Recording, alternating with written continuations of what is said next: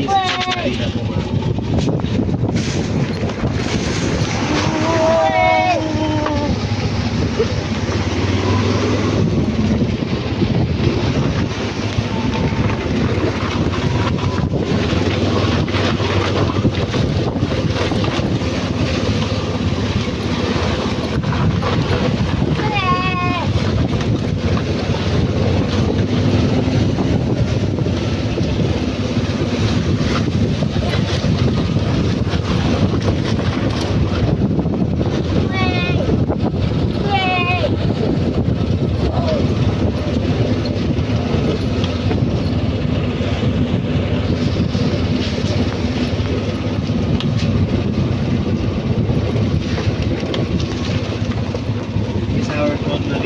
We have a few water activities in here like snorkeling po and scuba diving.